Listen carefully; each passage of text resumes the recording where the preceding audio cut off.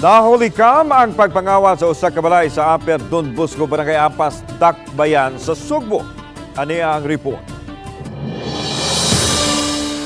Sa CCTV footage makita ang usa ka lalaki nga nagpaniid sa iskinita ug naglakaw-lakaw hangtod nga milili sa bintana ug dihang nakalugar giablihan niya ang pultahan dayon ni sulod. Pipila ka segundo lang dali kining nakagawas dala na ang usa ka bag ug dayon sibat. Nahitabo kini sa boarding house sa biktimang si Ilmero Lapuha alas 3 sa kadlawon sa Martes.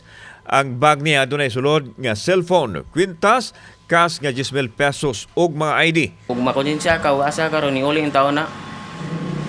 Labi na tong cellphone ako. Samtang nanawagan karon ang chairman sa Committee on Peace and Order sa Barangay Apas, Konsehal Justin Sabaldan, sa mamulupyo sa pagtaho sa mga otoridad sa nahimutangan sa suspek.